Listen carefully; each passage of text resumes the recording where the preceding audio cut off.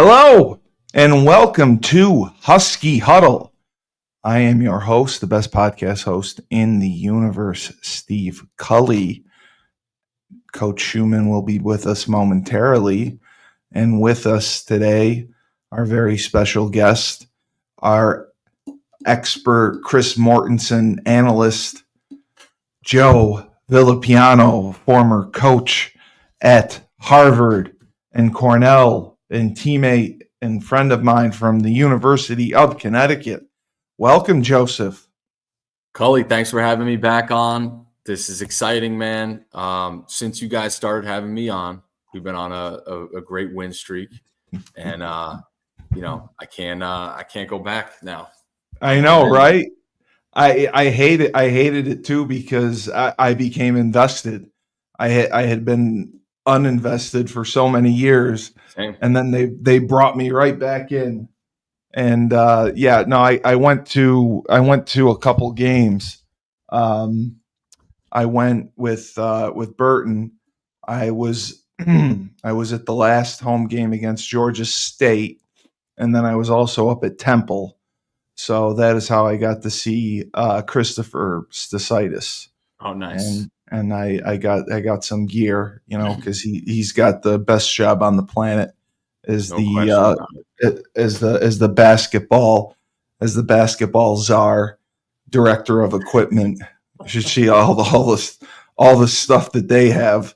It's crazy, and their facility is unbelievable. Yeah, I gotta get back and see it. I have not. That's right where our stadium used to be, right? Yeah, it's where Memorial Stadium used to be. Wow. They definitely upgraded. Let's just say that. So yeah, I'm excited. I want to get back and who I also keep in touch with a little bit through social media is Coach Hootie, and I heard she's back. Yeah, Hootie's been doing a great job. Yeah. Hootie's the head right now. She works with everyone. Awesome. She worked with football. She works with basketball. The main sports. She's doing a great job. And absolute best. I have to mention my friend and sponsor Sean Rabinowitz from Procyon Partners. Sean's son Ben is battling leukemia right now and needs a bone marrow transplant. And they are doing a drive at the University of Connecticut. So everyone from UCONN, make sure you get out for it. We'll have a date on that for you. And if you are not, we will put the link in the show notes where they will mail you a kit. And it's just a quick cheek swab, and you send it back and you can get tested. You could be the match that saves Ben. So we want to do that. And we wish Sean, his wife, and Ben all the best. Looking at this game, Joseph, I was very perturbed and frustrated early on. I watched the first half, and I was disgusted. I could not believe how ineffective we were offensively. And defensively, it was a tough matchup because the Dilfer kid can throw the ball a little bit. They made a quarterback change. Kit. Who did I say? Dilfer, the head coach. Dilfer's the head coach. Kitna. Yeah, they went to Kitna. They had a quarterback who was like a seventh-year transfer who had played. He played the year before. Jacob Zeno. He transferred in, and he initially started the year, but they struggled. So Kitna has played the last several games, and he's been an upgrade. And they came off a big win against Tulsa, which was huge. But I was not expecting this kind of offensive output. They hadn't really run the ball well, and Lee Beebe Jr. had, I think, 173 yards rushing against us, which was unexpected.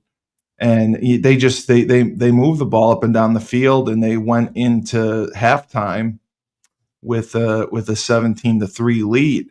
And it's funny just because we've preached starting fast, but we really are a second half team. And we I don't know what happens, but we come alive in the second half. And it started, we scored, they got a field goal, and that's kind of when I almost turned the game off. I believe it was 23-10. That was the deficit, and we had it was a third down play. Evers got hurt, and I think they had to punt after that. Yeah. So I was kind of expecting the worst, but Joe Figiano comes in, and a quarter and a half, he's 5 of 12 for 72 yards, and he throws 2 touchdowns. And he likes Josiah Gavings. He had 6 catches for 52 yards, and he had 1 touchdown. And Shamar Porter also had a touchdown. But at least, Skylar Bell got involved. He had 5 catches. Sheffield got involved. He had 4 catches. So I hate to say that there may be a quarterback controversy, but you had said all along that you thought Joe gave them the better chance to win. And I didn't want to believe that, just because I know Mike invested and believes in Evers, but just watching him play, like I was watching his footwork, I was watching his vision, and he just looks like he kind of stares at the rush. I don't know if he looks downfield.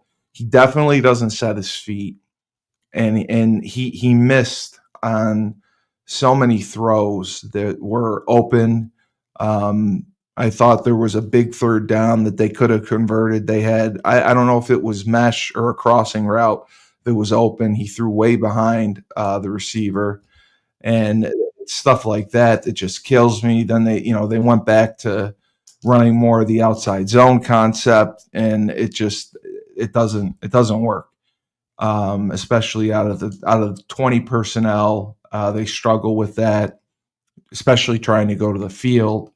I think that, when you have your receivers trying to block, it doesn't really work. I think you got to have a built-in.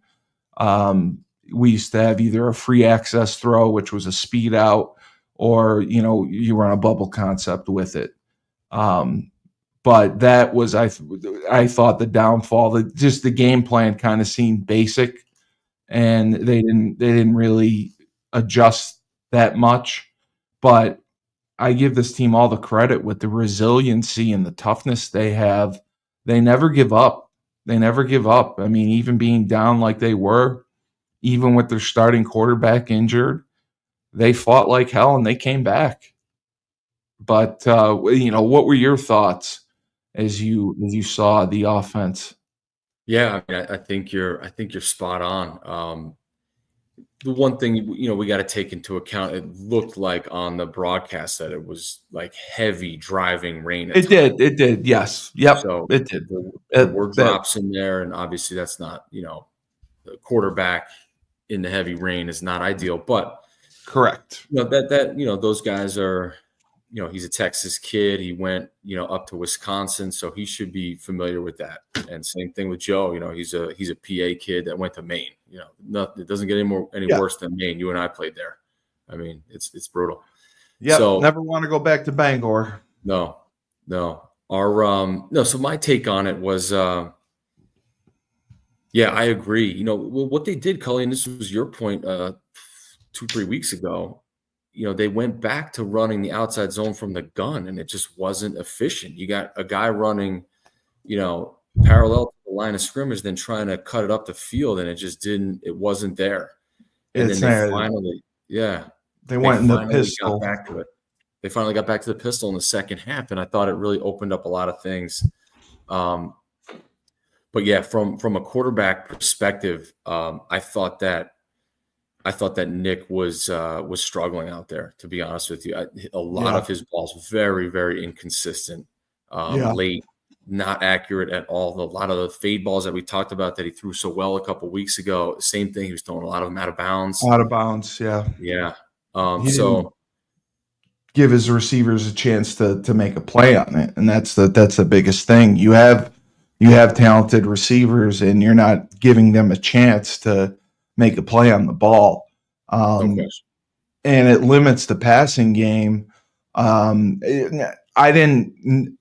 saw some man coverage, but did you Yeah. see more man coverage or quarters?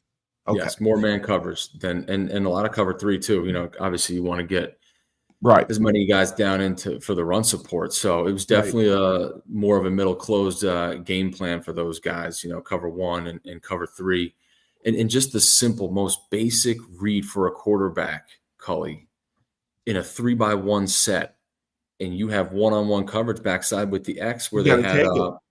they had our guy number 1. What's his name? Sorry.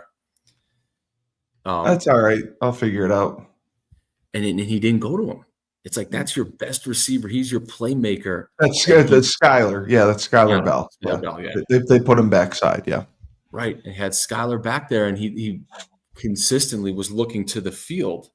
It's like, no, man, that's your guy. It doesn't matter what the route is. It looked like, they run some kind of a comeback or a curl type-ish route, back to the quarterback.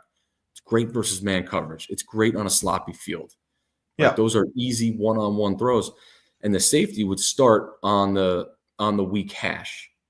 But yeah, and then you got to be able to realize that across the board, you're getting one-on-one man coverage. That safety is going to go to the middle of the field. It's not rolled up coverage over there. Yeah. And he didn't do that.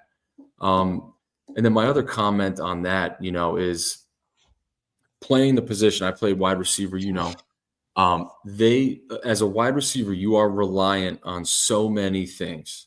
You're relying on, one, a great snap from the center, a great blocking from the offensive line.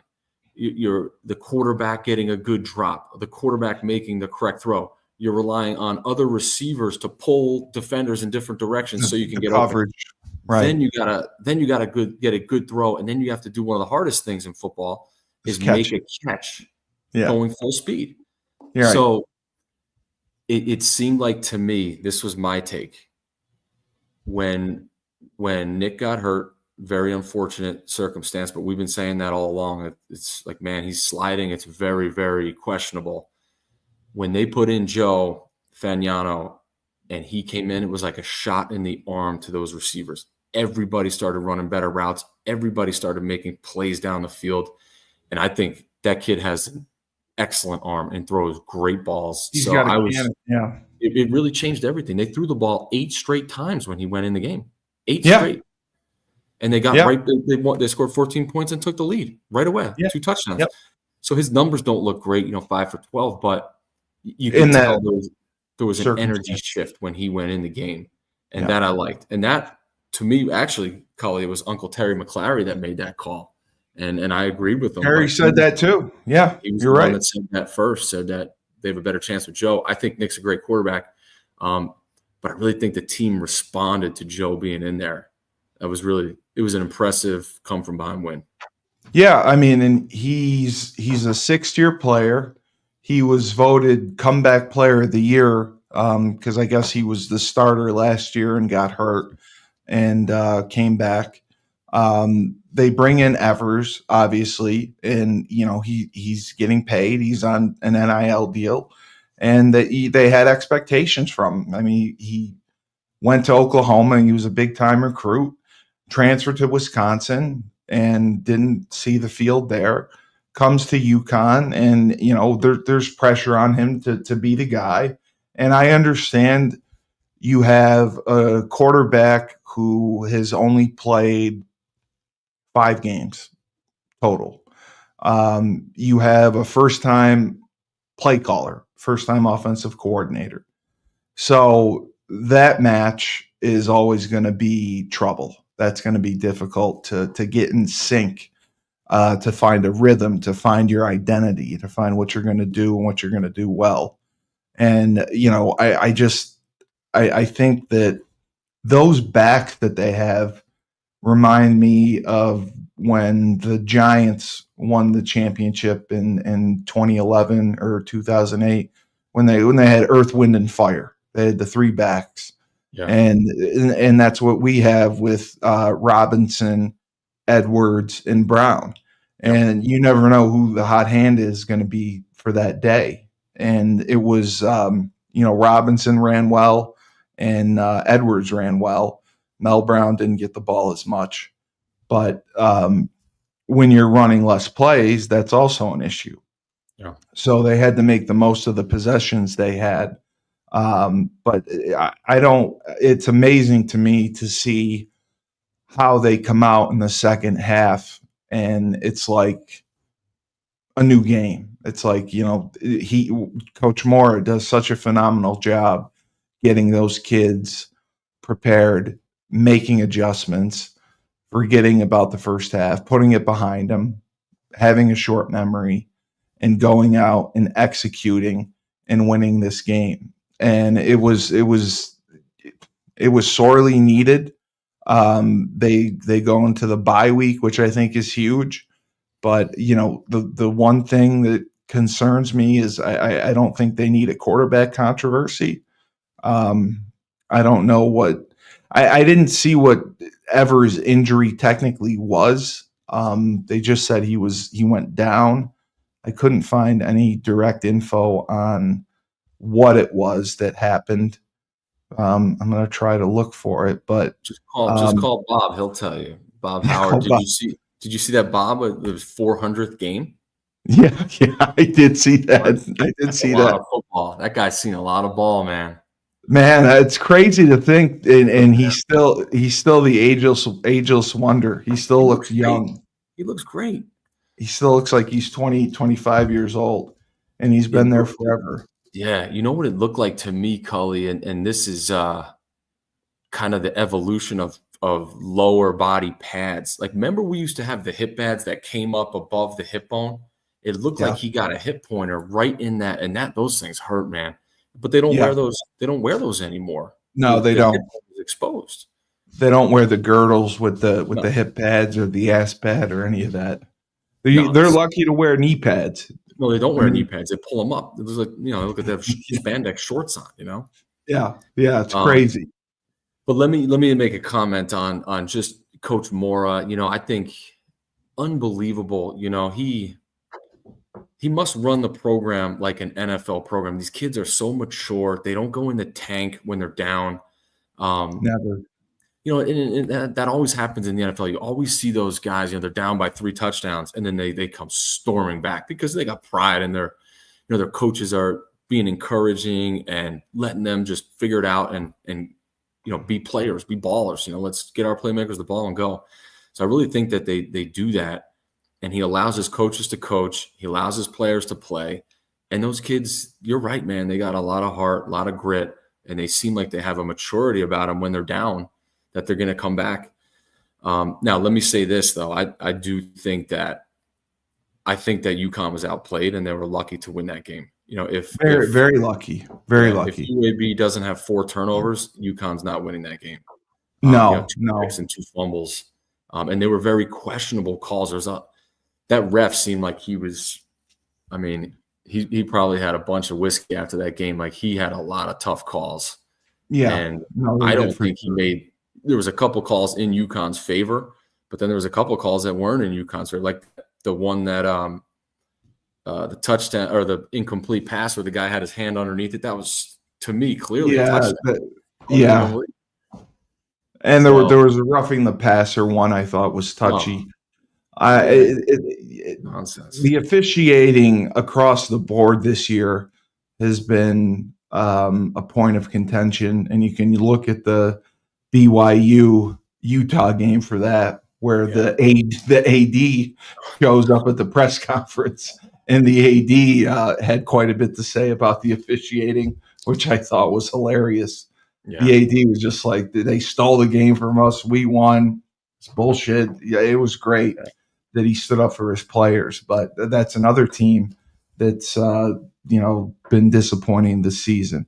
But I mean, if anyone told us in July that we would be 7-3 at this point, it's the first time that we've had 7 wins since 2010, which is crazy. Best start since 06, right? Yeah, yep. It was it was a Fiesta Bowl year where they went 8-4 and ended up 8-5. So it was the 2010, 2011 year that it happened. And I think, Syracuse losing to BC, that looks good for UConn. I think if they're healthy, if they make some adjustments, if they come in with a good game plan, they can beat Syracuse. I think they can beat Syracuse. I think they played Duke very well. Played Duke tough. They played Wake tough. So I definitely think they can play with Syracuse. And Kyle McCord has done a great job at quarterback, but he turns the ball over. Yes, and yeah. the way our defense is, our defense could, the turnover margin is just incredible. I got to check that for our team stats, but the turnovers that we're getting, you're right, is saving the day. And looking at everything, you're absolutely right. Total yards, UAB had 400. I can comment on their offense too. I thought they did some great things.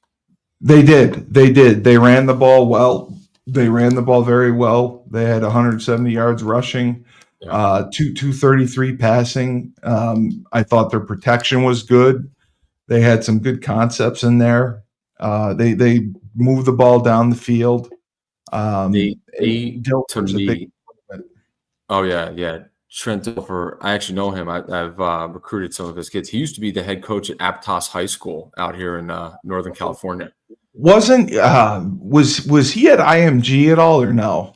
Yes, he went from Aptos High, which is right next to Santa Cruz, to IMG, I believe. And then from there, he went maybe back into the NFL and then to college. So I met him. I recruited one of his quarterbacks back in 2010. Good football player. And then another crazy story is I actually saw Jalen Kitna throw. He went to Brophy High School for a year in Arizona. Wow. Yeah, I went there. John Kitna was the head coach and came right up to me because he actually knew one of the guys on our staff. I'm wearing the Cornell shirt, came right up to me. He's like, hey, my best friend works at Cornell. This guy, EJ Henderson. So I actually got a chance to meet Jalen and see him throw when he was, I think, a sophomore in high school. He was young, but he was tall. He was a big kid, tall, skinny. But I thought they did a great job. He does not have a perfect release. He's got a strong arm, but they did a great. Their screen game was, to me, incredible. Oh, they had some big plays off their screens. And it was just, screens are very hard, very intensive, take a lot of very work. Hard to execute. Yes. They kept that really is why they scored 20 points in the first half because their screen game was amazing. Yeah, they had some big plays off the ball. Yep. And they made our defensive line run around the field chasing these guys. And it really softened things up inside, and they ran some good inside zone. They did. There were some huge holes in there. And the only thing that concerns me, and I mentioned this before, when we pressure, it seems like we always play man with it. And that was something that I rarely saw as a coach. When teams would bring 5 or teams, whatever, you'd see 3 under 3 deep or 4 under 2 deep. You would never see straight man coverage. And I think that's why, one of the touchdowns, they gave up a long completion for a touchdown. They brought the blitz. It was picked up, and they scored on it in the second quarter, I believe. Yep. But that's my only concern with the defense is why do you play man behind your blitzes? because it just seems like a rarity. Or is that something that teams are doing more of? Yeah, I mean it's the evolution of the RPO game. You go Oh, is three that why? three, yeah, Okay. 3 under 3 deep stuff. There's a lot of holes in there. There's a You lot of start holes. start blitzing, then you're blitzing the read guy. So he's going to be on blocks. But if the quarterback gets it out, there's going to be holes there. So Yeah. teams are kind of manning up across the board and trying to Trying to disrupt the timing. disrupt the timing. Exactly. So then it's like, okay, well, my read is blitzing my face, but the receiver is not technically Is open. that He's covered. right? It's Right, a because it's different, man. yeah. So And it's amazing to see too that Figiano and the God, I think he may have played 4 games this year. He's already. I mean, he's got 1,000 yards passing. he does, yeah. He's only completing 56% of his passes, but 13 touchdowns, 3 interceptions.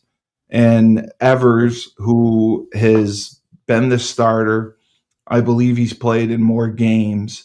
918 yards passing, 54% completion percentage, and 5 touchdowns to 5 interceptions.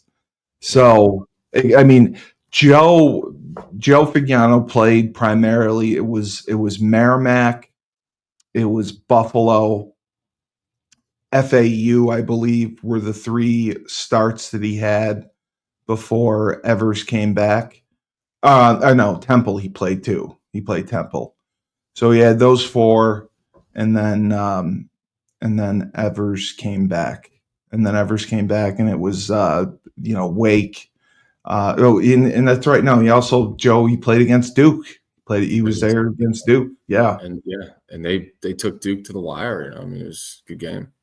and rushing wise, they had 2,000 yards rushing as a team, which is incredible in 10 games. 2,000 yards rushing. They're averaging 5 yards a carry, and they've scored 19 touchdowns. Robinson has 645. Cam Edwards 527, and Mel Brown has 510. So I mean, and Evers has 234. But that's just incredible. The three-headed monster. Great. 3 guys over 500 yards is exceptional. It's just going to be interesting to see what happens. Because I was talking with Mike Burton. Cam Edwards is a sophomore. Robinson transferred from Charlotte and is technically a freshman. Mm-hmm. Skylar Bell, I believe, is a junior. Okay, so he's got 1 more year. They're losing Sheffield. The transfer portal opens in 1 month, and this is going to be the first year that television revenue is going to be part of everything. So now teams are going to be capped at, I believe it's $20 million for the television revenue that they can dole out on top of the NIL money. So it's going to be even harder to compete for UConn without getting into a conference. Gotta be in a conference. Yeah. And if for some reason they can finish out 9-3 and go to a bowl and go 10-3, that'll be amazing. And their schedule for next year, they're not playing the Michigans, the Tennessees, the Clemsons of the world. They're playing teams that they can compete with. I know it's not as sexy and attractive on paper, but winning cures all. And I think that combined with the basketball program has to make us attractive to a conference. It has to. It has to get us in, because long term, financially, I just don't know how we can survive. I don't know how we survive without it. No, yeah, you go back to the 1 AA. You're going to have to. CAA. that's what you do, or that's what you'll have to do. But really, I mean, if the ACC is smart, I agree with you. We have the 2-time, back-to-back national champ basketball team. If you don't want that, and you're on the East Coast, like, come on, man. Like that's to me the natural fit, like we talked about before. Yeah. And that would be great. That'd be awesome. And the only reason like it's being held back is the revenue in basketball isn't close to what it is in football. No. The revenue primarily comes through March Madness. Right. Football makes the world go round. Mm-hmm. So that is why it's important to show that, like, I honestly think with a competent quarterback and better quarterback play, we have the skill set right now. We have the players right now to compete in any of the Group of 5 conferences. I think it's obviously going to be a transition to a Power 5 conference, but we can be a Boston College, we can be a Syracuse. You play your non-conference games, you get your 4 wins, and then you do what you can in your conference, and you get the 6 wins, you go to a bowl game. I think we're capable of doing that. And then it comes down to the collectives working together, raising money. And once they have that television revenue, I think that'll really put the monkey off their back, because going there and seeing the facilities that they have, it just blows my mind. There he is. There's the man, Coach Schumann. What's up, Hey, Coach? what's going on? Sorry, I had a spirited podcast going. You're stealing all my hosts, Schumann. You got Shane, you got Maria. I mean, who do you want next? Steve, I'm a spark plug, okay? You're the man with the witty comments, but I'm a spark plug, so I get them going, Listen, how about this, okay? This before I don't know what you guys are talking about, but I have to tell you this, Steve. And Joe, I don't know where you are politically, but I have to tell you this. So Shane has been like anti-Trump. Oh, big time. Guess who he voted for? He voted for Trump? Yep. Because he watched the Rebel Republic, I bet. Rebel Republic, baby. The Rebel Republic turned him around. Because we talked about the issues, you know what I mean? Yes. I think I've sent Joe the Rebel Republic. I don't know if he's watched it or not. No, I gotta watch it. Send it to me. I'm writing it down. The Rebel Republic gets a little out of hand. It's fun.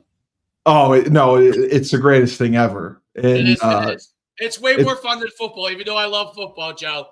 It's caused a firestorm in Massachusetts where it airs on the radio, and the owner of the radio station is a black man from Holy Cross, who is a Holy Cross legend, and it just happened. Player, right? Was he a basketball player or football? Yeah, he was a basketball player. He was a basketball legend. But Frank, one of our other co-hosts, went on a tirade, and on Moneyline, the other sports show we do, and basically Ernie heard it. Ernie Floyd, the owner of the station, he's like, "You want to do a political show?" I'm like, "I don't know if you want to do it with these guys in Massachusetts, it may not work." He's like, "No, I got a pretty good response. I think it'll work." So we started it. Maybe it was in September, and it took off. It blew up. And it's a lot more haters, but it's still very interesting. So you had Shane talking a little politics. Briefly, but basically it was for him. It was like, it was basically the issues. It was the ability to, inflation and those kind of, I mean, he didn't go into all of it, but he just touched on a couple of the things. Yeah. But I was shocked because I brought it up. We were talking about Deion Sanders. And he said Deion Sanders, does things the way he wants to. He's like your boy Trump, It says, I said if that's the case, I'm voting for Deion Sanders, right? And then he goes, I said, obviously, you know who I voted for. I said, you know, and he goes, do you know who I voted for? I'm like, I think I do. Yeah. He's like, I voted for Trump. I said, what? I almost fell out of my seat. I had a heart attack. I almost had a heart attack when he said that. He's in Delaware too. What is Delaware traditionally? Democrat, Biden country. That's where okay. That's where. That's right. That's right. No, I was just curious. Joe's in the biggest Democrat state in the I know. Joe is in Cali now. Joe's in Cali now. It's crazy. Though. I'm in like the Texas of California though. It's like it's cowboy country. Yeah. What town? Folsom. Oh. Okay. It's the best. Yeah. You guys would love it. It's the best. I spent a lot of time in California for many years, but I haven't been back in a while. Yeah, well, we used to run all our events. They ran their camps there. A ton of camps. We used to run them in San Diego, the Inland Empire, Los Angeles, like a couple of them in that area. Mm-hmm. We used to run them in San Francisco, Sacramento. We did Stockton. We did Fresno. Wow. We used to, at one time we were doing like 7 or 8 camps in the state of California. I think Riverside we did. I mean, we were doing like 7, 8 camps in the state of California in a year, just in California. Legitimately, how many camps overall were you doing per year? At one point, I was doing like a little over 100. Oh, my good God. Yeah. Logistically, that's got to be that many. We'll probably still do 30 or 40, I think, in the spring, something like that. But I don't do like we don't do that compared to what it used to be. We were running like legitimately like 100. You know, it used to be like 7 or 8 camps every weekend for 20. I don't know if it was 7 or 8, but it was like I remember it was like at one time 22 weekends straight. Oh my God! It would be a full weekend. Wow. We used to do, I'm thinking back, but this is like when we started to really grow, like 2008, 2009, I think we would go somewhere on Friday, do like some combine prep Friday night, or whatever place we're at. We would run a camp Saturday morning, usually 2 sessions. They were real big back then. And then we would hop on either a plane or drive to the next location, get to the next place, usually around midnight, run a camp Sunday the next day. You were hustling. Jeez. Oh, yeah. Oh, my God. My dog just broke his leash. That's all right. But, yeah, so he's out of his mind. But I'm guessing he's going to the bathroom. That's what he's doing. But, yeah, it was crazy. And we used to do we were everywhere. Like legitimately Hawaii, legitimately Mira's a cool guy. What do you want to know? We can hear you, Mira. So we legitimately, like, we did Hawaii, we did Alaska at one point. You went to Alaska? I did not. I had a team of guys. So I had a team that a guy that went to Hawaii, I had a guy that went to Alaska. But we ran in Alaska. That's how we got Marcus Mariota. Oh, I didn't know that. Marcus Mariota was at our Hawaii camps. He won like every award imaginable at that camp. And but logistically, isn't it difficult because you have to rent the facility, you have to have insurance, you have to book it, you have to market it, you have to advertise it, right? Yeah, we grew really. At one point, we had like 15 people in an office, you know, like booking all these things and marketing we were literally. It was the biggest thing there was at the time. Like, no, I know. That's how you know everyone. That's what camps were big because Nike even was running like 20. 25 camps. I think Under Armour was probably running like 20 at the time. You know, Rivals was running a certain amount of them. So it was kind of like a thing. Then the thing that changed was the beginning of the end. Was the one-day camps, right? When Jim Harbaugh ran the satellite camps. Satellite camps. that year ago, you remember that? So when he did that, when he ran those satellite camps, I went and attended one just to like see what it was like. The loophole, yeah. I knew at that point that it was going to become harder and harder. And then the colleges obviously took that model on campus. One day, their versions of it, their one-day camps. So even though it was in the summer, there was a lot more of those. There's only people only have so many dollars to go around, right? Yeah, so there comes a point where they have to pick and choose what they're going to do. And so that kind of changed it a lot. I mean, we're still running them, but it's different. And then 7-on-7 became really big. That's what you said. So, people can only be at one place at a time. So if a kid's playing in a 7-on-7 tournament, he's obviously not at a camp. So yeah, you were ahead of your time. So Joe, you guys drew a lot at Harvard for your one days, right? We did. And we had about 1,000 kids come through every year. And was it strictly through the month of June that you would do the one days every weekend? We would do 3 in June and 3 in July.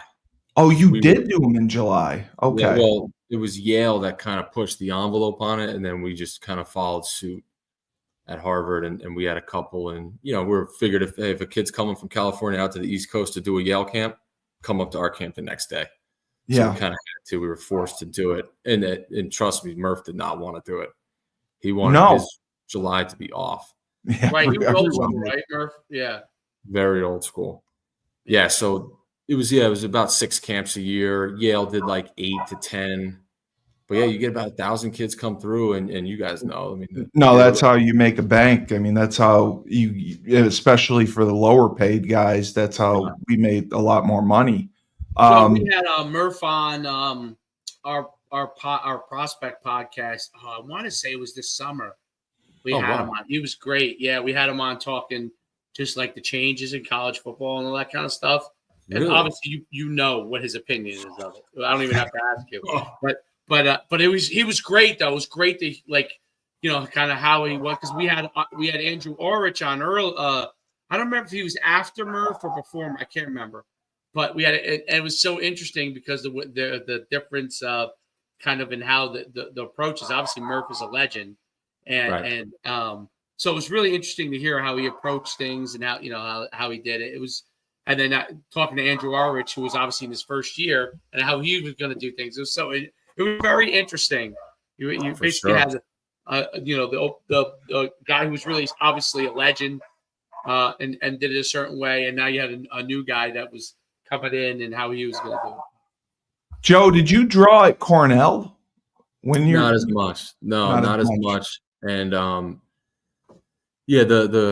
there was still a decent amount of talent, but not great. It wasn't as much talent, and it wasn't as many kids. I would say probably in the 500 to 600 range. Yeah, and you would get the kids that would go to your camp would be the ones that nobody else wanted, right? Right. Yeah, that's how it was at Dartmouth too when I was there. Yeah. And a lot of local kids, like these upstate kids, Yeah. We have very, very limited talent in New York. Joe, just so you know, I got to do my first PA announcing. I was the public address announcer. Unbelievable, man. That's great. Congratulations. That looked awesome. I had the crowd all fired up. I got yelled at by the coach's wife. It was great. The coach's wife came up to the press box because the winner of the region plays at the Carrier Dome, as you know, at the Dome. It's not called the Carrier Dome. So it was the fourth quarter. New Hartford, we were up 29-0. It was the first time I've been back in 20 years. And I start saying, and we scored again. And who's ready for the Dome? It's time to go to the Dome. And the crowd started going nuts. 2 minutes later, he sends his wife up, and his wife tells me to tone it down and says it's disrespectful. And I said, lady, the other team's football is disrespectful. This ITC football team from Syracuse, they're watching them play is disrespectful. They couldn't get a first down. So they're playing Indian River Friday night in the dome for the finals, which I like to attend. I can't believe how good our team has gotten. I can't remember. Did you meet any or you heard of the Vitulos, right? At Yeah. Cornell? Yeah. Yep. So one of the Vitulo kid, John Vitulo, his son is the quarterback. Yeah, you and sent me his film. Was it last year? I might have. He was a sophomore. He's a junior this year, and he's really good. He's Good. really All right. good. Yeah. That's awesome. He's really good. He's just a little short, but he was really impressive. They had a good running back who's on the verge of rushing for 2,000 yards, which I couldn't believe. But I mean, they tend to lose when they get to the tougher competition. They've lost in the finals the last 2 years, so it'll be interesting to see what they do against Indian River. But where's Indian River?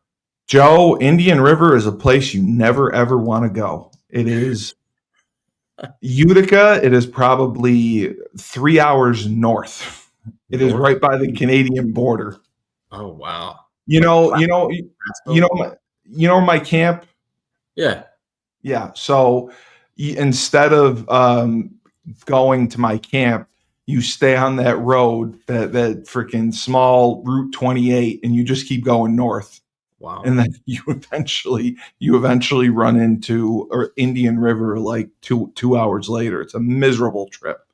And they're like the only Class B team out there.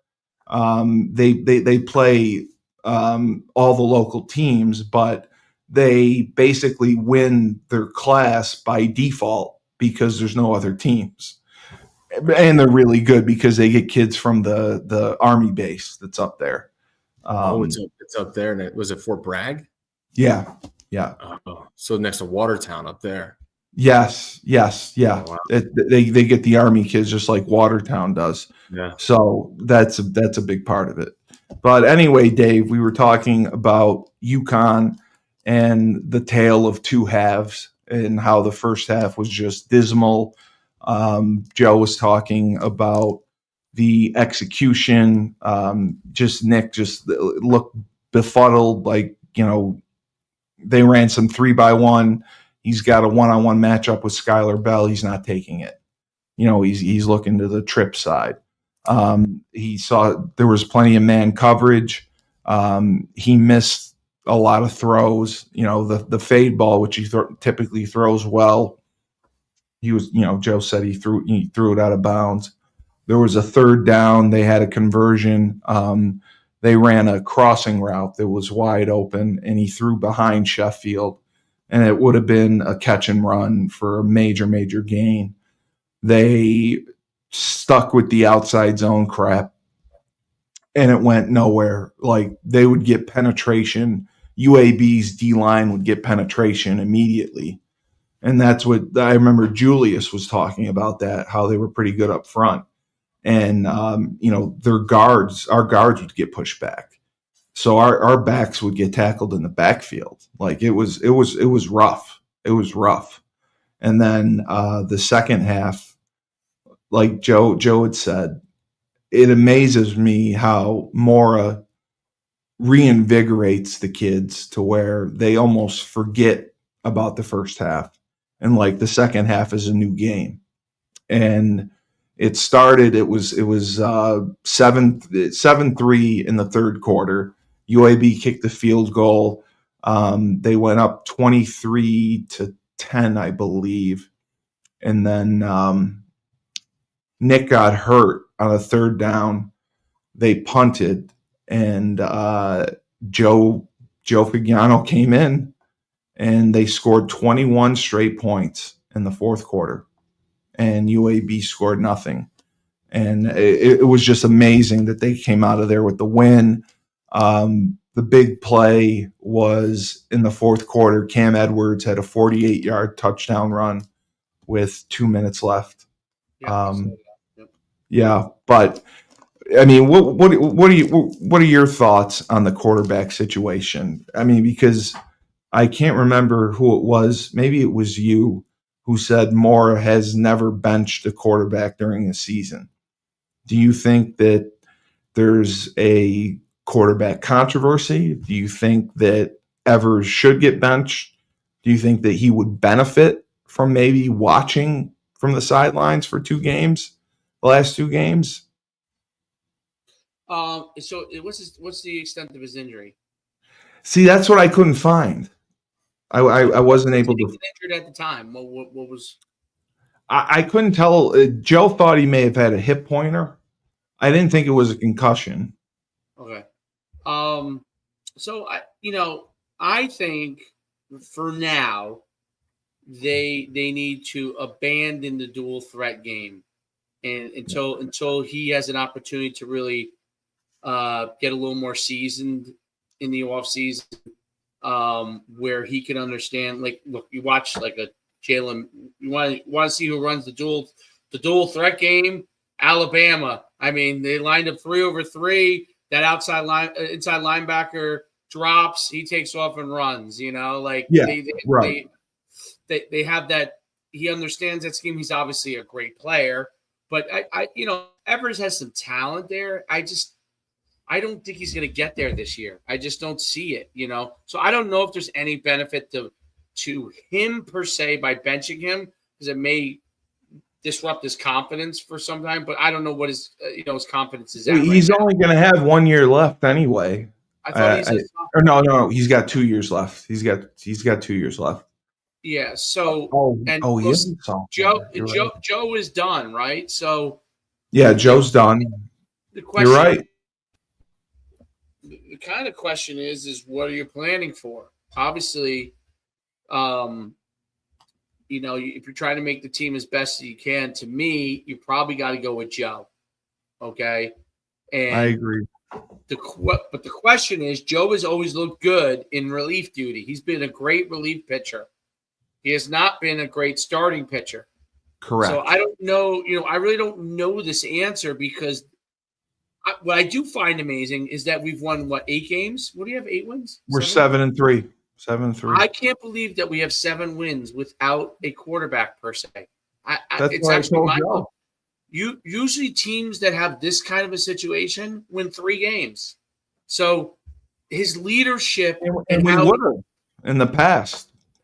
His leadership, and I think the quarterbacks, in all respect to them, they must both be guys that players like. They must be decent leaders. Okay. Obviously, Morris seems to be an excellent leader with this team, and everybody else kind of rallies around what their weakness is, which is usually the opposite of what happens with a lot of teams when the quarterbacks are struggling. But it seems to be the team kind of rallies around the situation, and the guys find ways to make it happen, which is a team. Like, they're truly a team, because there's not a quarterback slinging it. By the way, I'm watching my dog because I know he's got to go to the bathroom. He is biting a DVD. It's one that I need, but I'm not going to bother with him right now. He's biting a DVD case, ripping it open.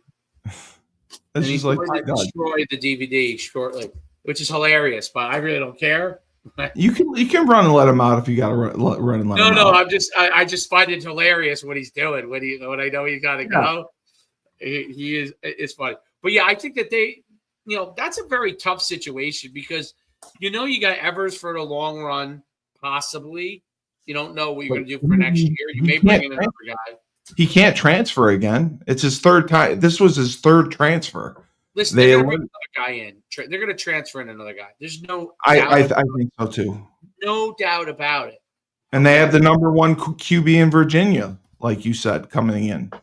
That's number 1. Is that the freshman? Yeah, the freshman, the true freshman. But I still think they're going to get – and they also have the other freshman that's going to be sophomore, the 6'6" kid. Oh, yeah, the 6'7" Colt. Yeah, that's right. I forgot about him. And I'm sure they're going to try to get a transfer. I mean, everybody's doing it. So, but the question is whether they see him long-term. If they see him long-term, I don't know if it makes sense to bench him. And basically, you could bring in Joe in relief duty. I don't know what the conversation is that you have there, but I just think I just think overall it's mind blowing that we're winning these games without really any great quarterback play. Well, like the Trent game Dilfer back there, a quarterback for when the Baltimore Ravens won the Super Bowl, kind of reminds me of or Brad that. Johnson. Yeah, you're right. You're just right. Manage the game, don't screw it up too much, and we'll play good defense and try to make things happen. I don't know. Joe had a situation similar at Cornell, didn't you? You had a running quarterback who was pretty athletic, and then you had a quarterback who could sling it.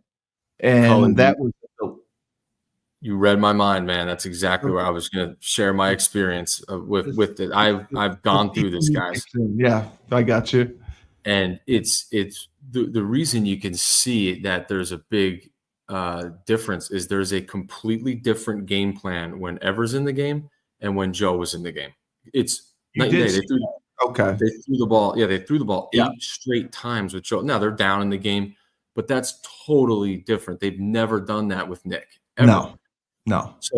So in my experience, and this is what I told the quarterbacks, because you got to be honest with these kids in the meetings. I said, listen, we have one guy that's an excellent runner. We have one guy that's an excellent thrower. I need both of you guys to combine your talents to be one great quarterback. So what we did is we would use the dual quarterback system, man. Like we'd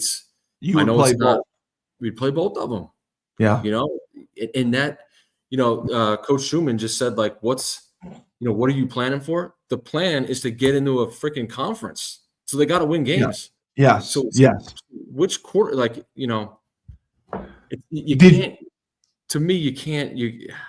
can't stay with Nick. If Nick stays at a full time, they're going to need to throw the ball to win. And I think that, like I said, it was a shot in the legs when Joe. Everybody was energized and pumped. He moved the offense down the field, and Coach Schumann's right. He hasn't done great in the starting role, so then play both of them. Like, who cares? Did you do it did you rotate them by series, or was it situational? It was situational. It's just like it's a different game plan. Well, if you have 2 game plans, then just all right, second down, I want to run quarterback run, or third and short, I want to run quarterback run. I'll put the other kid in. Yeah. Yeah. As long as you're somewhat balanced, you can't completely, which is what they do anyway. Nick can still throw the ball, just do his strengths, get him on the run, do things like that. I think that's the way that they can attack teams. And, you got to get your team to, and obviously the quarterbacks, they want to be QB number 1. So it's a hard thing to do, and it's not fun, but it gives your team, if you're at this stage, it gives your team the best chance to win, I think. Well, especially these last 2 games are so important. The Syracuse game is the most important game of the season. It was the most important game of the season when the schedule was first announced. So going into that, I think you have to go with Joe. You have to limit the read game. And you're going to have to cut off the backside end, and you're going to have to hand it off. You're going to have to get away from that outside zone BS, or you're going to have to RPO it, which I don't see a ton of. And if you do go with Nick, it's got to be a really tight, dialed down game plan for what he does. If you want to run the outside zone with the read, fine. If you want to run the naked, fine.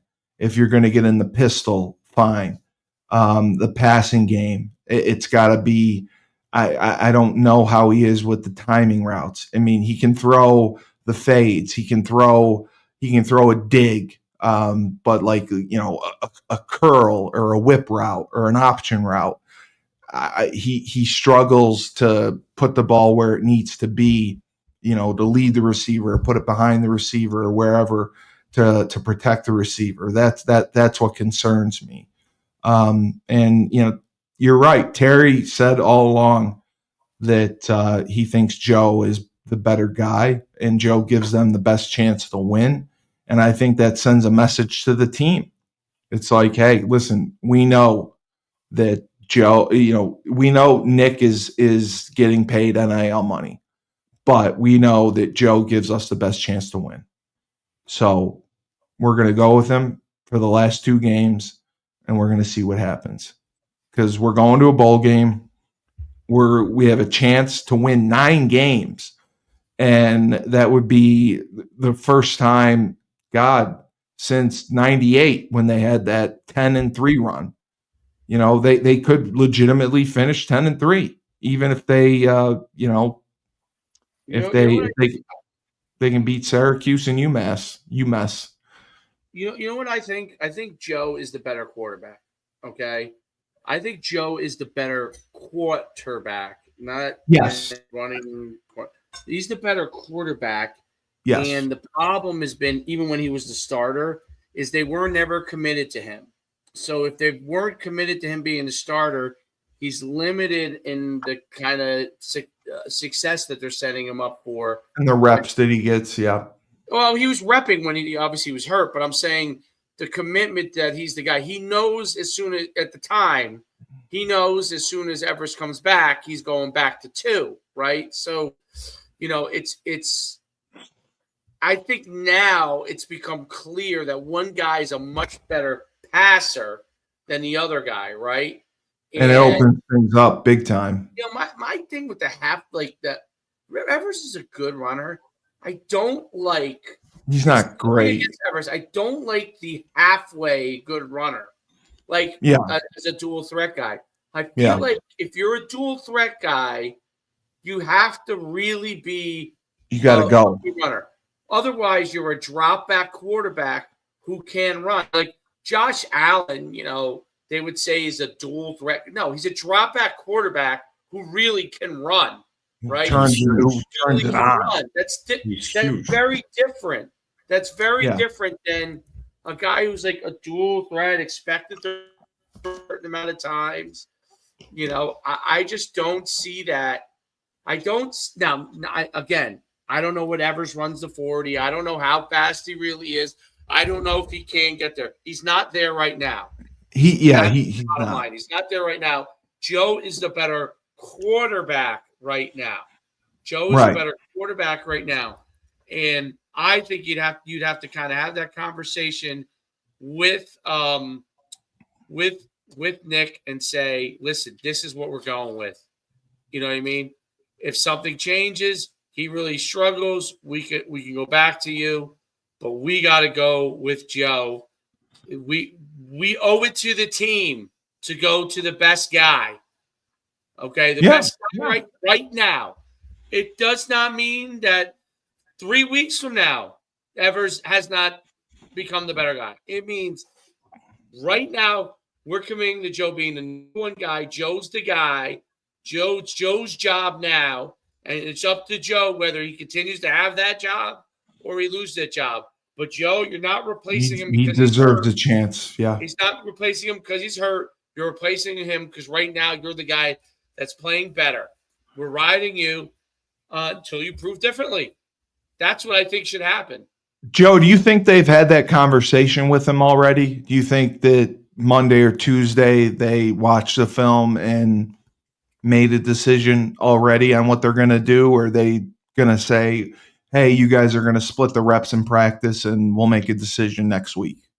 Yeah, I don't know if you open it up to a competition right now. I agree with Coach Schumann.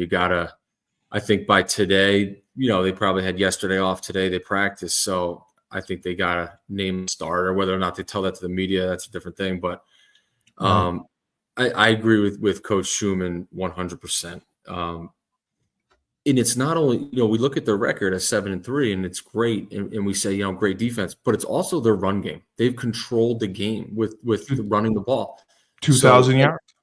2,000 yards rushing. And yes, Nick is a part of that with over 200 yards rushing for sure. So I don't want to downplay that. But you can find different ways, like we talked about before, efficient pass game to take up, to take those reps from the quarterback run game and be great at things like spacing and stick and snag, so that it's your quick game is an extension of your run game.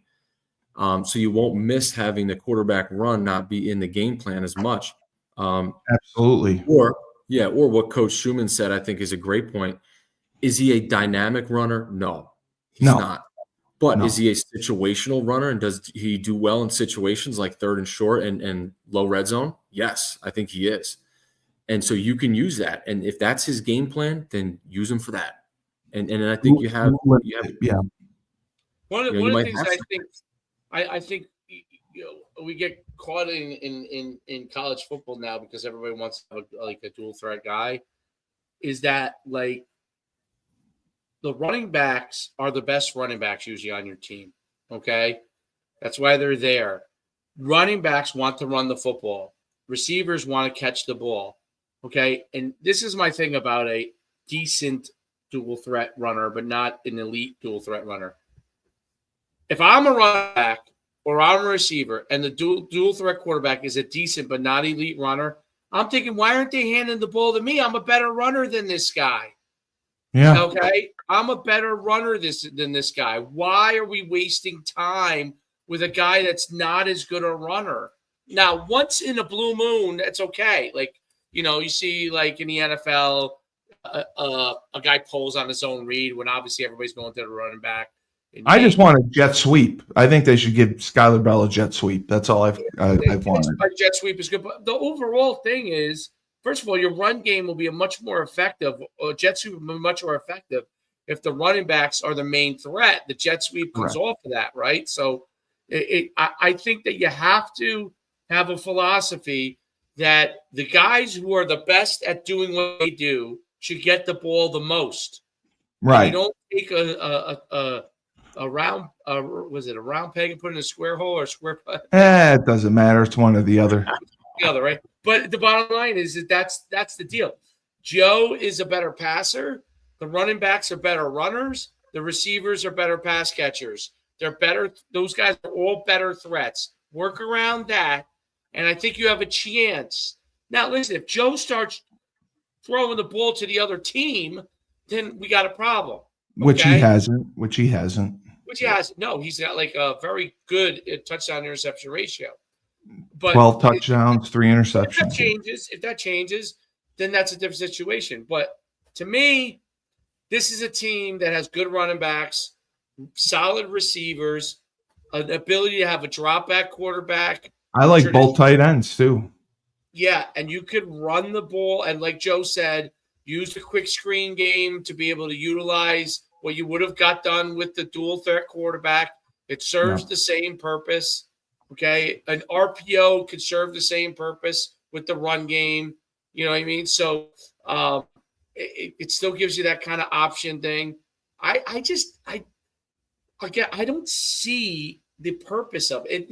It's like wasted carries to me in the game. It's wasted carries. Yeah. It is. It's okay to do it once or twice in the game, but when you're doing it 9 or 10 times, it's wasted carries. Those are carries that you go to establish the tailbacks. Exactly. That's the way I look at it. When you have an elite runner at QB, when you have absolutely, dude, run the guy. I mean, run him, But Joe, no, I just wanted to say to Joe, the other thing I suggested, they love going 20 personnel with 2 tailbacks. I think they should do the zone read option with them. The zone, and then the other back orbits. You read the end, and then you run the option off of it. I think that would be a good complement to the outside zone. Just zone read option. And then I like the speed motion with the one back. You read the front side linebacker. He goes with the speed motion. The quarterback runs a draw. If he sits, you throw the speed to the back, and you have trips out there. That was the other thing I think they could add. That's what Alabama does, okay, with Jalen Miller. Right. So it to me, everything requires practice work, okay? You can't practice everything. Takes away from something else. If you're going to go and double down on the option, okay, you got to be committed to it. Zone read or QB option read, okay? The zone read option, There's a commitment to that. The quarterback has to be committed to understanding the read and making the right read. All right. Like what I like that like Alabama does is they do a lot of follows with Jalen Milroe because he's so strong. They do it looks like a read, he follows. Okay, they they run the draw. It's a box fade throw, or he takes off and runs. It's like you said, the orbit motion, Yes. pass or a draw. Okay, everybody's blocking. Those are very, very simple things to take advantage of what your quarterback can do. Exactly. Guy is not going to run draw down the field. He's not. No. He's not going to take off like Jalen Milroe and maneuver his way down the field 50 yards. No. And we try to run the Q outside zone with him, the Q lead with him. And I thought that was a waste too. It's good on 3rd and 2, and it's good in the low red zone. That's it. Yeah, exactly. To me, that's when I've seen it be effective for UConn. Exactly. And I think with Joe, they'll have more success in the play action game because they'll run the ball better. Teams will have to respect the pass. So you'll have less guys in the box. You'll be able to hand the ball off more, and then you can do your play action stuff, even out of the gun, which I don't like. You can still phenomenal point, by the way. That is a huge point. It allows for a real play action game, play action game, which I think for UConn will be very valuable because of what you said. The running backs are good. Earth, wind, and fire, baby. Bad Earth, wind, and fire. I love it. That's great. Well, that's what the Giants guys were. They remind me of the Giants guys. That's why I said it. Ahmad Bradshaw, Derek Ward. I remember them. It's more that they're winning these games, and I can't believe it. Bottom line. Let me make a comment from what Dave's saying too, which I think is spot on. You want to get the ball in the hands of your best running back, but now think of this from a receiver perspective. Like before you got here, Dave, we were talking about that when Joe came in the game, there was like this life and this energy, and the receivers were crisp and they were running better routes and making plays. And who do you so if you have the better throwing quarterback in, who are you more willing to run those routes and do that for? It's the same. Yeah. It's the same exact thing. You want that guy that can make the throws and has everything more dialed in. Yeah, the reads and everything. So, I think it really boosted the entire team's morale when he went in the game. So you can't overlook that. That was you could see the frustration, the body language, the frustration on the receivers, where it was like, oh Jesus. Yeah, when I looked at the stats before I looked at the game, and I actually thought they were going to pull out. I thought they were going to pull Nick out when I was watching. I did too. I would have pulled him at halftime. I would have pulled him at halftime. And then he got hurt, and I was like, "Oh, that's why he came out." But I actually thought they might have taken him out. Yeah, just because of play. Yeah, no, I mean, most coaches would, but I can't remember. I thought it was Dave who said that Moore has never benched a quarterback in season. I can't remember if it was Dave or not, but somebody had told me that Moore has never benched a quarterback in season. That's such interesting to see. It definitely wasn't me, so I wouldn't know that. It wasn't you. Okay, it wasn't you either. But that's a dangerous hole, corner to paint yourself in. Like you got to win football games. Let's put all the nonsense aside. I know it's the quarterback position. No, you got to treat those guys differently, but come on, man. There's a huge sense of urgency right now because 4 weeks away from the portal, the NIL money, the television money's coming into play.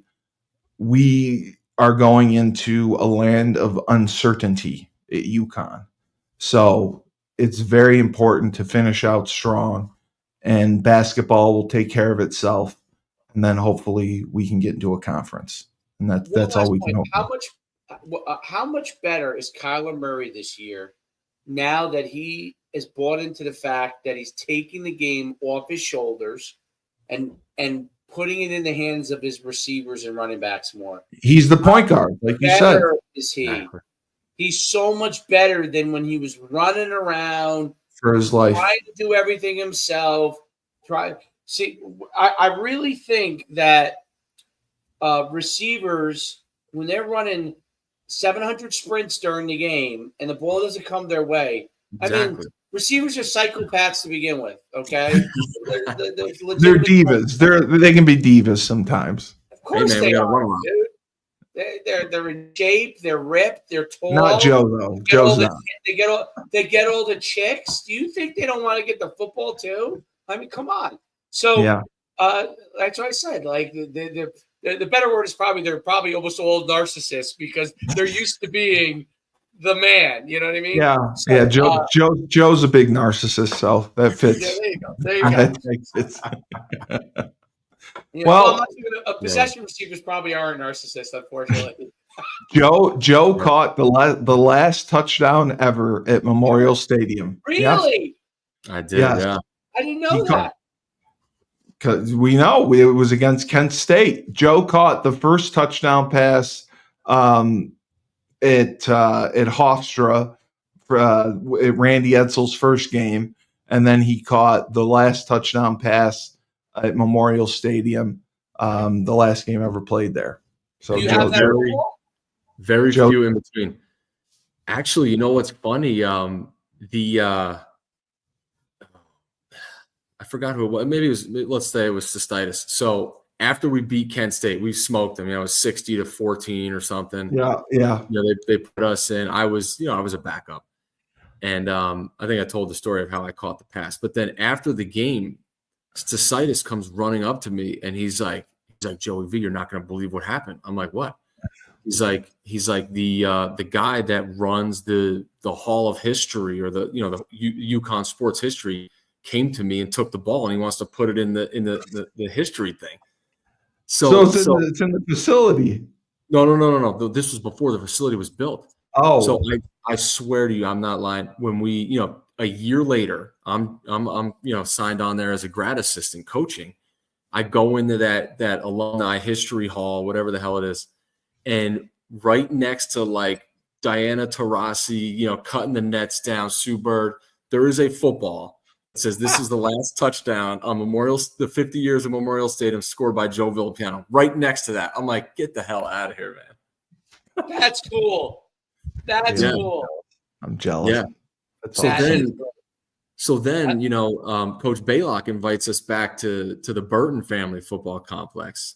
Right. And I go in, I'm like, I'm expecting to see it somewhere, nowhere to be found. That's what I figured. It's not there.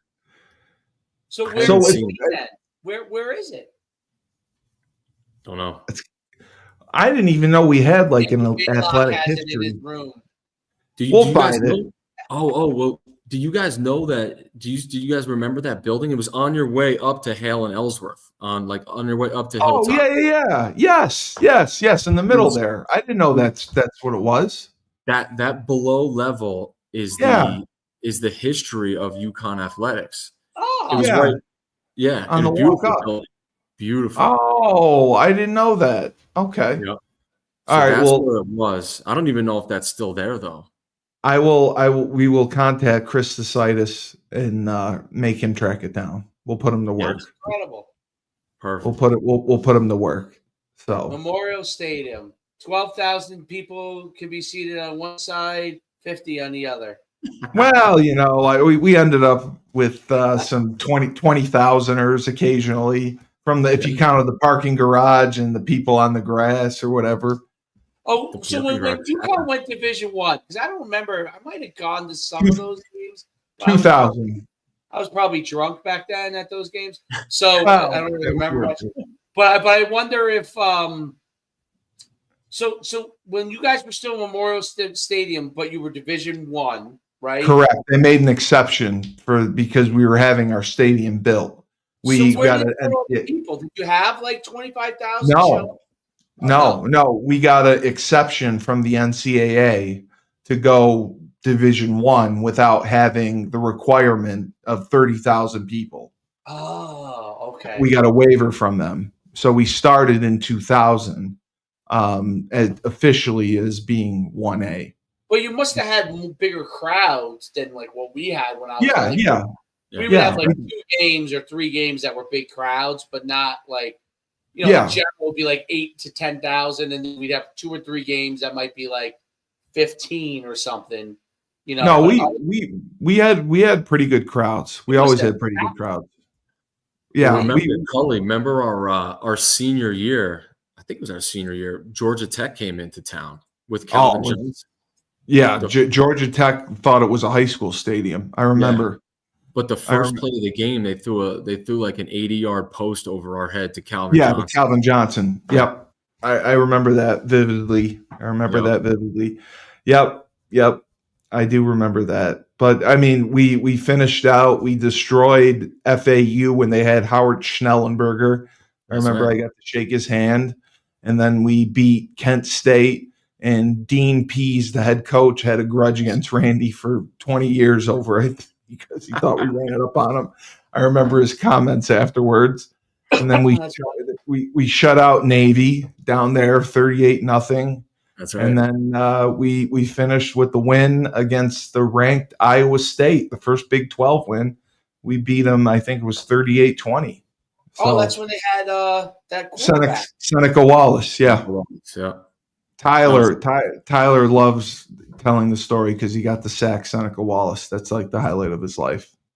He sacked Seneca Wallace and Phillip Rivers. So Tyler thinks he's immortal because of it. All right, because the next year we went to NC State. Yeah, we almost beat them. Phillip Rivers and Mario Williams. Yeah, Mario Williams. That's exactly right. We actually had them on the ropes, and then we were on a 2-minute drive to win the game. And Orlovsky threw it to Fel Dyson, and I think it got tipped and it got picked. Yeah, but we were going down to beat him. Yeah, that was that's the last year we won 9 games. Yeah, it was 2003. We were 9-3. That's right. And I think there may have been another year, but I forgot about 2003 was 9-3. So yeah, this could be big. I mean, if we get to 9 wins, I can't even imagine if we end up 9-3. That would be unbelievable. But we'll see what happens. So we'll just have to prepare, and we'll do another one and another show, and get ready for next week. Big week. See what happens.